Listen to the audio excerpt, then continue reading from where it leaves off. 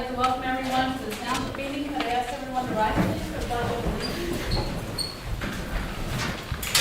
allegiance? To the flag of the United States of America, to the republic for which it stands, one nation, under God, indivisible, with liberty and justice for all.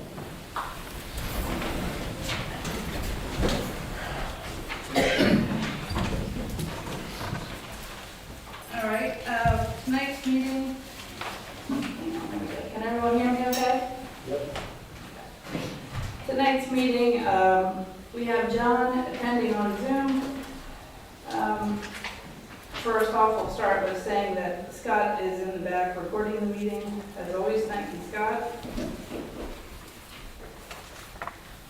And we don't really have any announcements. We've already done that. So open forum, people attending in person or Zoom. Here on the right-hand side, would anyone like to say anything?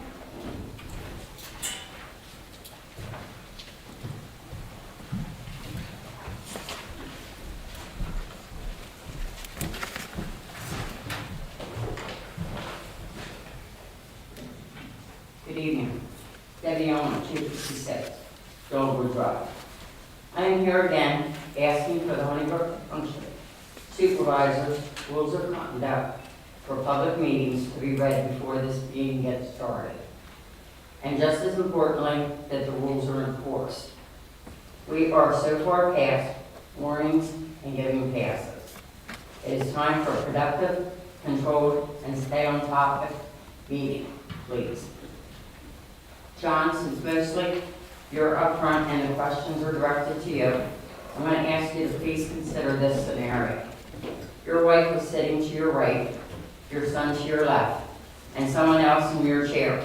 How would you feel or react to the person in your chair allowing your family to be treated so disrespectfully, like it's done in this room many times? Thank you. Thank you. To her point, I'd like to say that we should all use a level of decorum. That would be a good idea. Thank you, Debbie. But it's always been part of the approach to maintain. Thank you. Valerie Schultz, 165 Caitlin Court. To add to that, I would also ask that residents in the room also respect one another, and that includes, people who are demanding that of others. People cannot be mocked and laughed at because they make a comment that someone disagrees with. It goes both ways. I agree with you 100%. Thank you.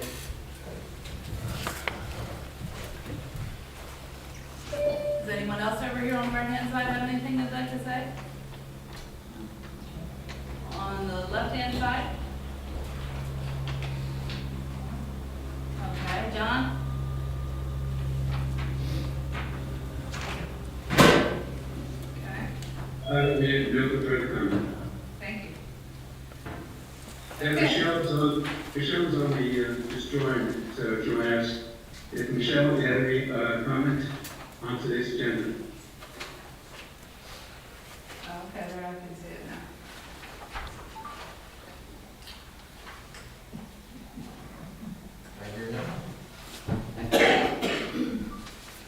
Okay, so let's go to the business. Final 2024 budget discussion before advertising the proposed budget. So the board had received as part of their packet the budget that Paul Jansen and I have been working on. Materially, it hasn't changed much. Over the past few weeks, we've just looked at year-end totals and realigned them. So if the board has any specific questions, I'd be happy to answer them now. If not, as the board's aware, next week at the regular business meeting, the board will make a motion to approve the publication of this, at which point it would be posted and available in the township website and here at the township office for inspection, at which point the public would have that comment period of 30 days, so then the board would accept the budget at the December Board of Supervisors meeting. Okay. And I don't have any questions. Any questions? No. John? No questions.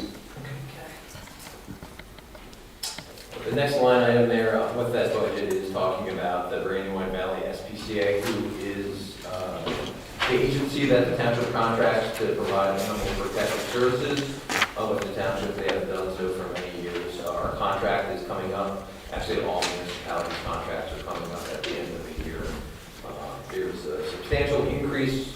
The township managers consortium got together and tried to look for other types of agencies that might be able to provide the service. So a core group of the managers did meet with the CEO of the SPCA, and they actually kind of went over what their increases are, and they opened their books towards us and even providing the services that they provide at the current levels that we're seeing now. They're still taking over $500,000 loss because they are,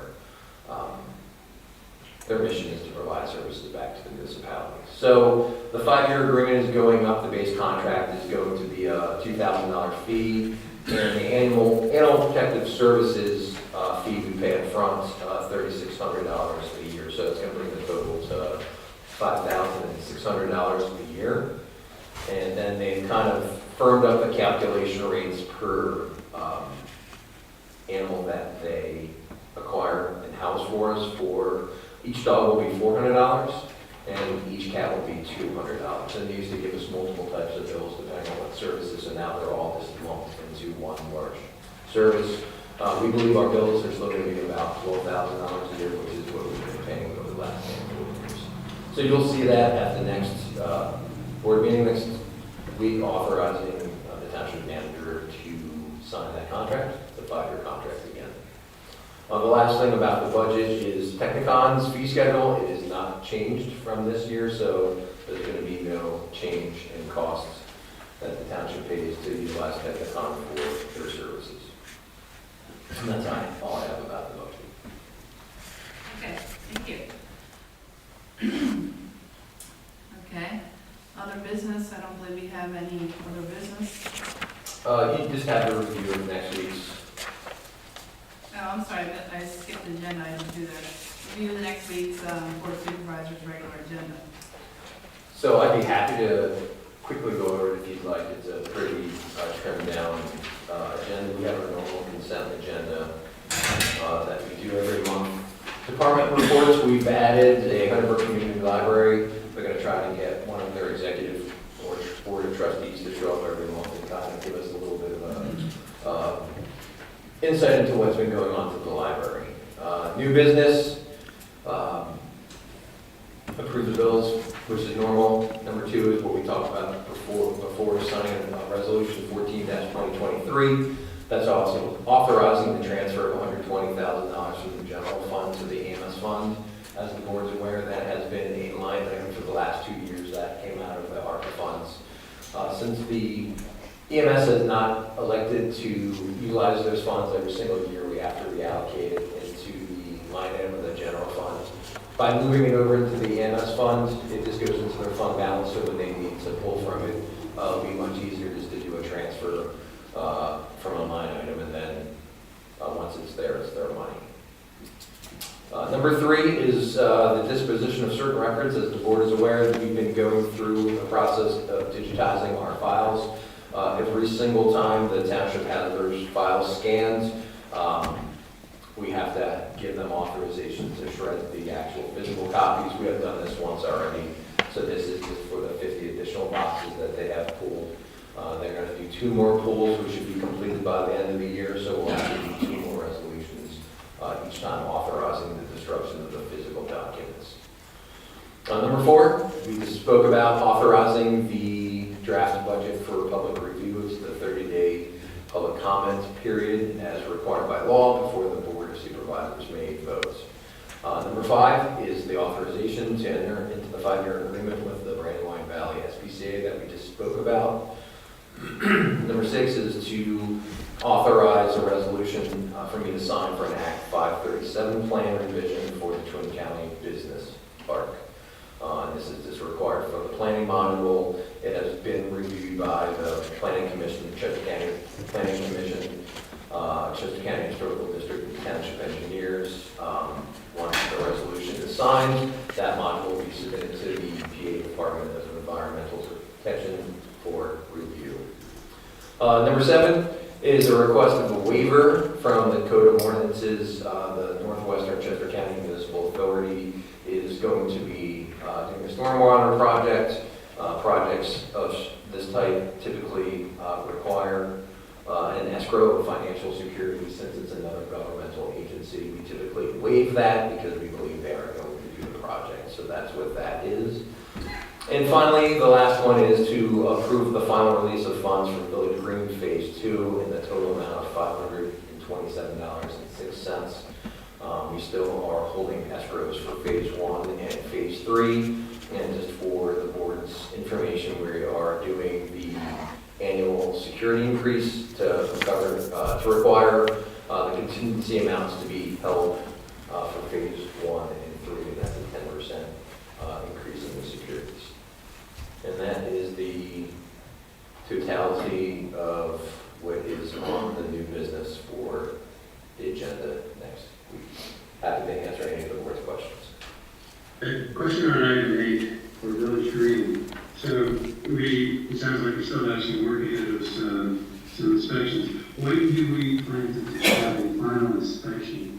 Having a conversation, it might be earlier in the year, we're expecting mid-year, and I know that that was not going to happen. So where does that stand? Sure, so that's for Phase 1 and 3. So one of the phases, there is some stippling in the sidewalk.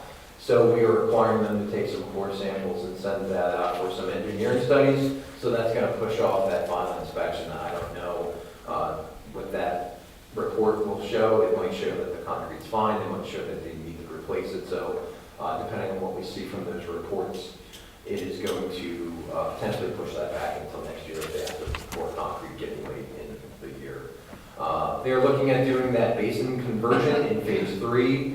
I believe that's scheduled for sometime in November, and then again, it's just going through with the developer to get all of the other items checked off the punch list. So I don't think we'll have a final walkthrough inspection until 2024, but it looks like we're at the end of that road. One other comment on the trees that they planted. I noticed some of them, a few months ago, it looked like they were starting to die off. Wasn't leaves dropping early. So has that been reviewed or has that been signed off? So I'd have to look at which specific part of that would be. That would be a question for Mike next week. I can make sure that he's aware of it. As the board's aware, we have an 18-month replacement guarantee from the dates of the tree placements. If it's the trees around that storm basin, I believe they're probably going to have to be removed for them to convert the basin anyway with a part of the guardrail, so they would just have to replace them anyway. So I'm afraid I wouldn't be able to give that answer. Mike would probably be able to give that answer next week, and I'll make sure he knows that the board's interested in hearing the status of the trees. Yeah, very good. No further questions. All right. That brings us to the end of the agenda, and then we have open forum again. Any other matter on the right-hand side again? Valerie? Just have a question. In the public comments, how should we pose the questions to you guys, through email, or if we have any questions on the budget, or do we wait till? Oh, you're saying that once you get a copy of the budget, your questions, you can email them, yeah. Okay. That's fine. That way we have time to, look at your question and give you an answer. Okay. That's fine. Thanks. Anyone else on the right-hand side? Left-hand side? Okay. Do I hear? Is there anybody on? Oh, sorry, I Michelle? forgot about the Zoom, sorry.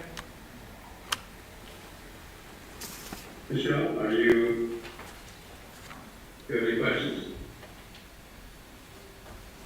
Is she still on there? She is. I can still see her. Okay. She's on mute. Yep, there she Okay, is. I just have a quick question. I know the Fox Brook HOA and their lawyer had sent in a request to discuss rescinding the offer of dedication. for the common ground behind our development. I was wondering when that's going to be put on the agenda. We're not at a point where the solicitor and I haven't, Sorry, let me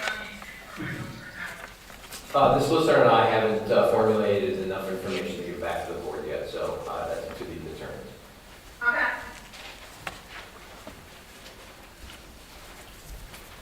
Okay, do I hear a motion for adjournment? I'll make a motion. I'll second. Second. All in favor? Aye.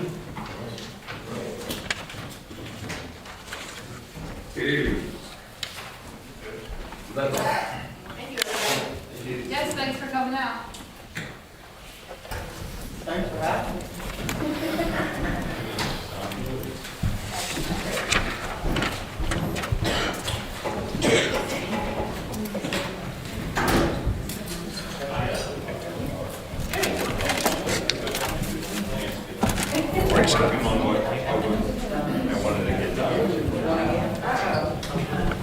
One more thing, if anybody wants candy, there's one right in front. You can come to my house.